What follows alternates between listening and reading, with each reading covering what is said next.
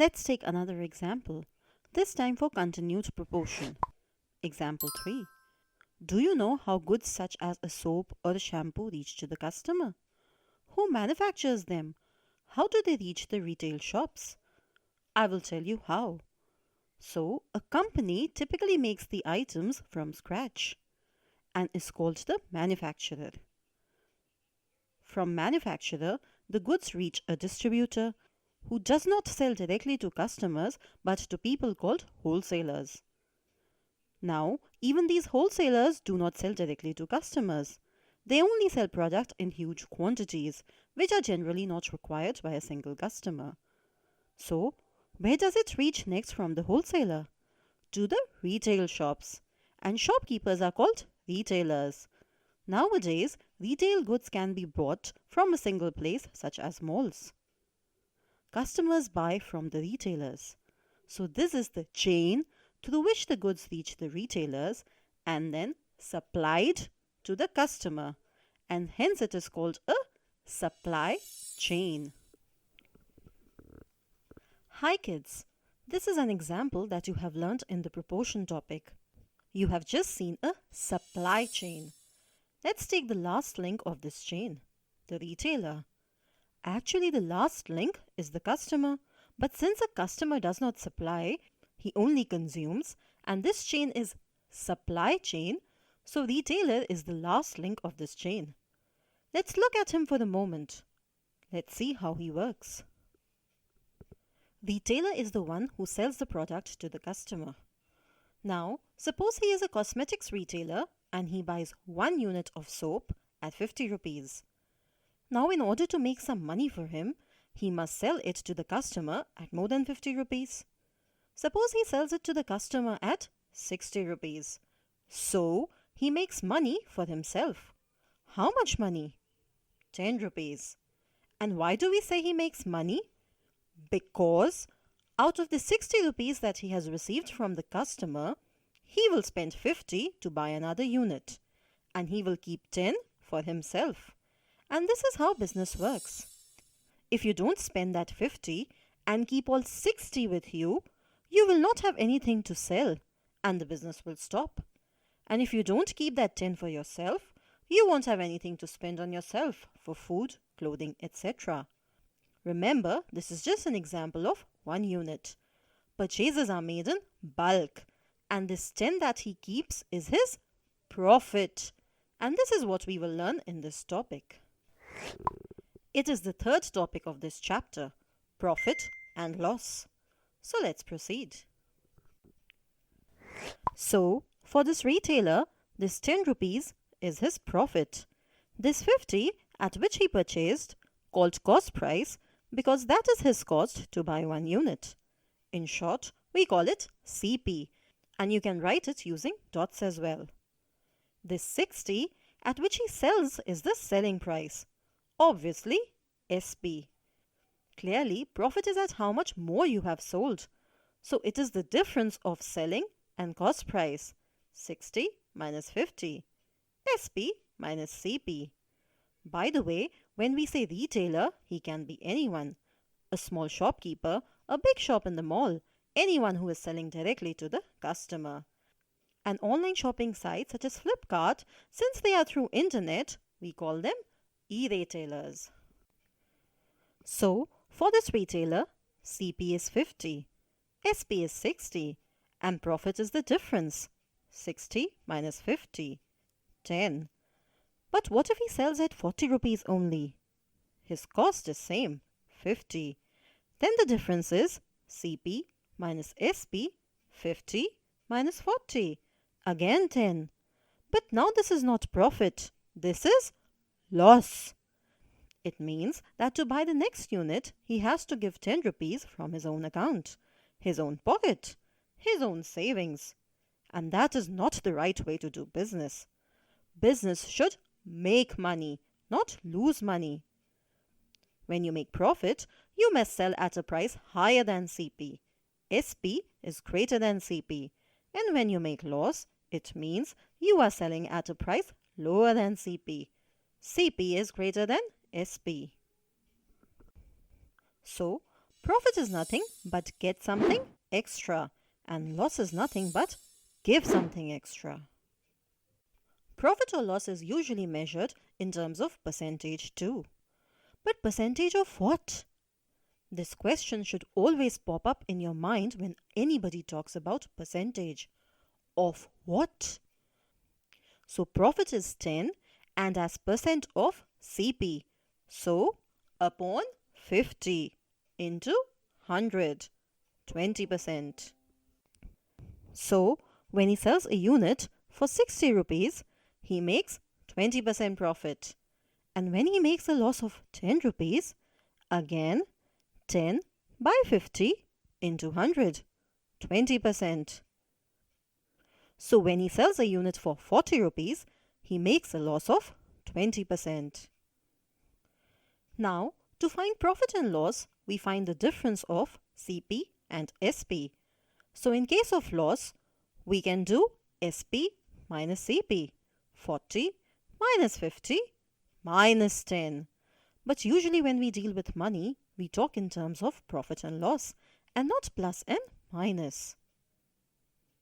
And hence, profit is SP minus CP and loss is CP minus SP. And profit percent is actual profit upon CP into 100. And loss percent is actual loss upon CP into 100. Profit is SP minus CP. So profit percent upon CP into 100. For loss, CP minus SP upon CP into 100. But you don't have to remember the formula. That will come naturally to you. Just find the actual values of profit and loss. Divide by CP, always by CP, because profit and loss percent are always calculated on CP, never on SP. Never. Why? Because how much you spent on purchasing something can only tell whether you have to sell it at a higher or a lower price. Only CP can determine at what price you must sell. And to find percentage, multiply by 100. But you must think, why would anyone sell at a lower price to make a loss? Actually, nobody wants to, but sometimes circumstances are such that you must sell at a lower price. Sometimes because your competitor is buying it at a lower cost and hence selling it at a lower cost, and nobody is buying from you. Sometimes the stuff is old and everybody is buying the new stuff, but you have to sell because you have already paid for it, and many more reasons. Right now, we will not get into that. Let us solve some problems now. There are mainly two categories of problems involving profit and loss. First category in which SP and CP is given, and you have to find profit or loss. And second, in which SP or CP along with profit or loss is given, and you have to find the other, CP or SP. Let's start with the first category. Example 1. In this example, we will see that profit and loss is usually about money, but it can be about other things too. Let's say Sachin and Virat share toys while playing. Sachin has 10 toys and Virat has 6. Sachin gives 2 toys to Virat and Virat gives 4 toys back to Sachin. So what is their profit or loss? Actually, their profit or loss will be in terms of toys. Sachin gives 2 toys, so how many does he have now? Minus 2, so 8. And then he receives 4, so plus 4, 12. Similarly, Virat first receives 2 toys, 6 plus 2, 8. And then he gives 4. 8 minus 4, 4. So, Sachin's toys increase from 10 to 12 and Virat's decrease from 6 to 4. Now, profit loss is simple. It is the difference of the two. Sachin 10 to 12. So 12 minus 10, 2. And it is profit because number has increased. Percent of profit? Profit upon original. 2 by 10 into 100. 20%. For Virat, loss. 6 minus 4, 2. Because number has decreased. And percentage is 2 upon original. 6 into 100. 33.33. Example 2. A retailer purchases 1 unit of a shampoo bottle at 120 rupees and sells 10 such units at 1500 rupees. Does he make a profit or a loss? What is the percentage? So, CP is 120, SP is 1500, and profit? Since SP is more than CP, is the difference 1500 minus 120, 1380. Is this correct? No. But why? Because when we are writing 120, it is the cost price of only 1 unit, and 1500 is the selling price of 10 units. And it is not fair to compare SP of 10 units to CP of only 1 unit, is it? So what do we do? Let's see. In such cases, we usually find both CP and SP for 1 unit. CP is 120 and SP? Unitary method. So 10 units, SP is 1500, hence 1 unit, SP is equal to 1500 by 10, 150 rupees. Now, SP is 150. Now the comparison is fair. Since SP is greater than CP, it is a profit, equal to SP minus CP, 30 rupees. And percentage, 30 upon CP, 120, into 100, 25%. So, by selling 1 unit at 150, he makes a profit of 25%. Next example. Now what if he sells 2 units but not at the same price? 1 unit for 114 rupees and the other one for 150 rupees. So, what is his total profit and loss now? Now, we cannot compare individual units since SP of all units is not same. So we have to find for 2 units. CP for 1 unit is 120. For 2 units, 2 into 120, 240. Unitary method again. SP for 2 units is the sum of the 2 individual selling prices. 114 plus 150, 264 rupees. So, now CP and SP both are for the same number, 2 units. Since SP is more than CP, he makes a profit, 264 minus 240, 24 rupees. And percentage is 24 upon 240 into 100, 10%. Again, 24 upon 120, which is CP of 1 unit, into 100 will be wrong, because 24 is profit for 2 units and 120 is CP for 1 unit. However, he can still calculate his profit loss for separate units. CP for both units is 120. Same. For first unit, SP is 114, less than CP. So loss, 6 rupees. For second unit, SP is 150. So profit of 30 rupees. So overall profit is 30 minus 6, 24 rupees. And overall it will be profit, because profit is more for second unit. And if we look at percentages, loss is 6 by 120 into 100, 5%. Profit is 30 by 120 into 100, 25%. And overall profit is 10%. We have already seen that. So when there is an overall profit, why calculate for separate units? What is the need? Actually, sometimes when a retailer goes through a loss, he must plan ahead and think of at what selling price he must sell next to not only cover old loss but to make a profit. We will take such an example later. Next, second category of questions, where we know either CP or SP and profit or loss and calculate the other. Example 4. Suppose a retailer buys a mobile unit, 10,000 rupees, and sells it at a loss of 25%. At what price does he sell? We have to find the SP. So actual value of loss is 25 by 100 into CP. So 2500. And since it is a loss, SP must be less.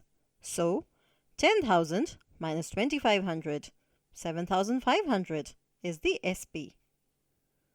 But what if he sells for 10,000 rupees and makes a profit of 25%? How much did he buy it for? So we have to find the CP. Example 4. Let's solve. 25% of 10,000, 2,500. And since it is profit, CP must be less. So CP is equal to SP minus profit, 7,500. But is it correct? We have taken percentage of SP. Let's verify. So 25% of CP, 7,500, is 25 by 100 into 7,500. It is 1875. And then SP is CP plus profit. So 9375. But this is not equal to 10,000. So this is wrong. What have we done wrongly? We should never ever take profit or loss as percent of SP. Always CP. Always. And in such questions, we can't find percent of CP because we don't know CP. So what do? We assume CP to be X. Now, profit is 25% of X. 25 by 100 into X. So CP, X, plus profit, 25 by 100 into X, is equal to SP, 10,000. 25 cancels 100, so we get this. Adding X and X by 4, we get 5X by 4. Then X is equal to 5 by 4 goes to RHS to become 4 by 5 into 10,000 equal to 8,000. Is the CP correct? Let's verify. CP 8,000, profit percent is 25. So profit value is 25 by 100 into 8,000, 2,000.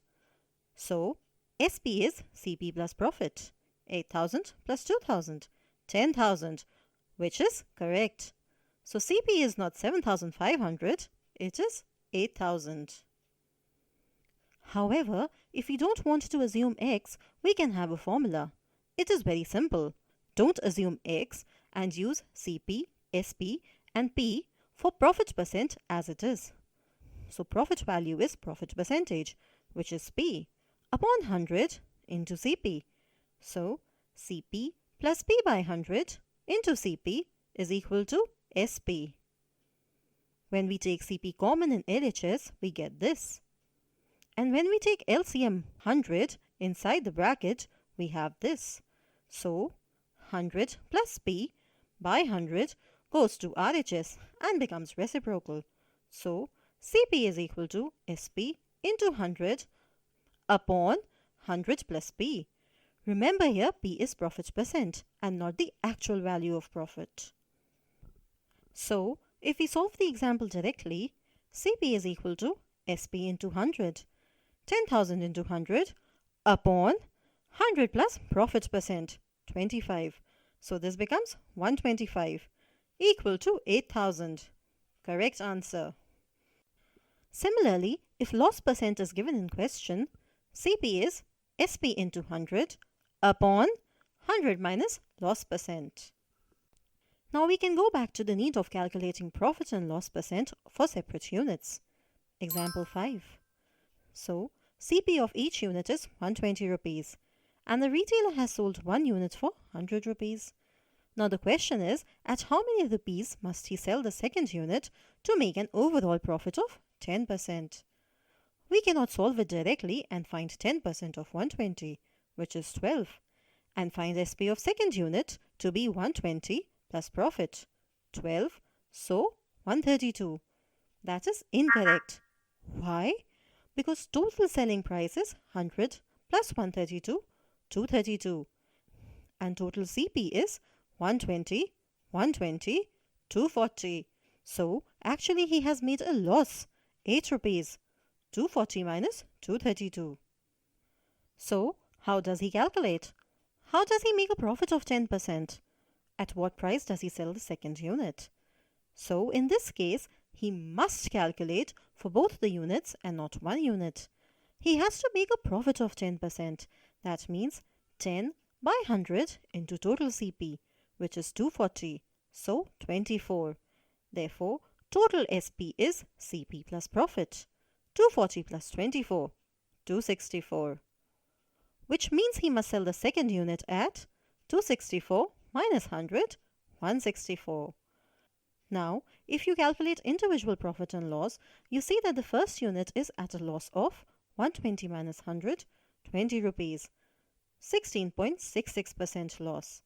And second unit at a profit, 164 minus 120, 44 rupees. And what is the profit percent? 44 by 120 into 100, 36.66. And overall profit is 24. So in order to make an overall profit of 10%, he must sell the second unit at a 36.66% profit. So that is why sometimes you need to calculate separate profits and losses to plan for future.